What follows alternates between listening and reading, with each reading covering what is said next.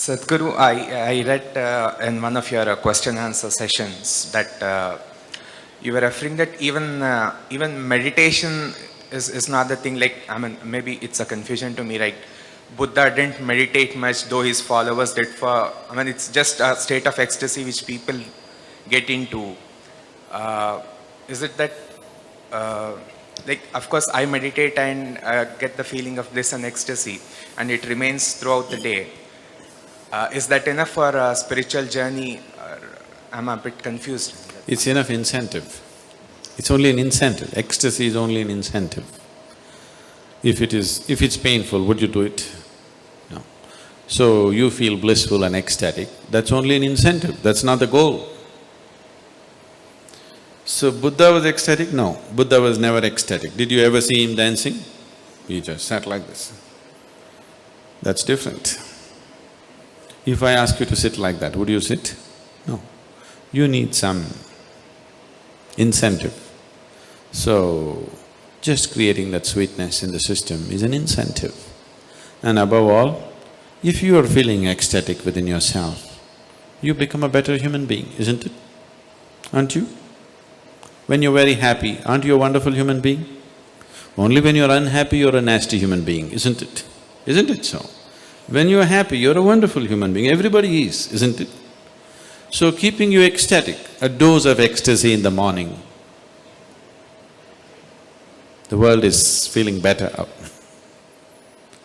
If everybody in Hyderabad started off in an ecstatic way in the morning, Hyderabad would be a wonderful place, isn't it? They start with tension, so it's something else is happening. So ecstasy is not the goal of meditation, it is just an incentive to keep you going, because otherwise you wouldn't go. So what is meditation? The purpose of… if we have to look at the purpose, if you sit in meditation, slowly it will become like this, your body is here, your mind is out there, what is you is somewhere else. Once these three things are happening separately, once there is a space between you and the body, between you and the mind, this is the end of suffering. Once the fear of suffering is taken away, only then you will keep your instinct of self-preservation down, otherwise you won't keep it down. As long as the fear of suffering is there, you will not keep the instinct of self-preservation down.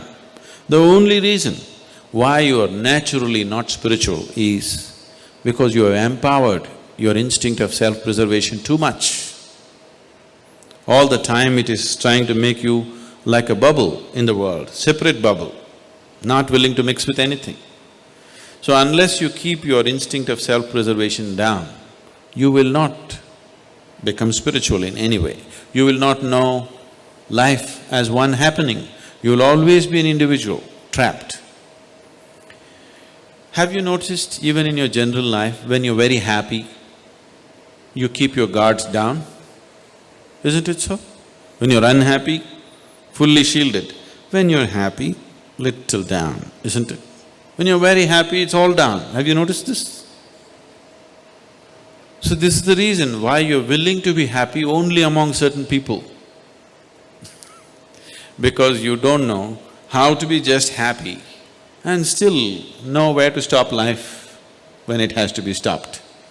You're willing to be happy only with 5 people in your life because you think that is the only safe atmosphere where you can be happy, because you have always understood happiness as a certain vulnerability.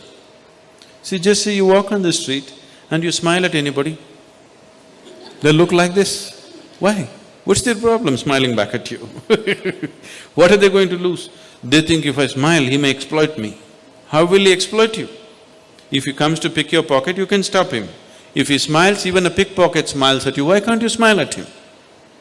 What is the problem? Just try today and see, just go out and smile. People who look like this, they're surprised, somebody is making me vulnerable to life. They want to go on the street like rocks, they want to go home and become life.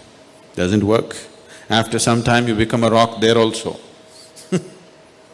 If you want to be life, you must practice it everywhere, isn't it? So, Meditation gives you that space between you and your body, between you and your mind. Whatever suffering human beings have known, it has either entered them through the body or through the mind. Do you know any other kind of suffering? There are only two kinds of suffering, isn't it? Once you have a distance from these two things, this is the end of suffering. Once the fear of suffering is taken away, only then you are willing to venture into other dimensions of life. Otherwise, no matter what I tell you, you are only looking for safety.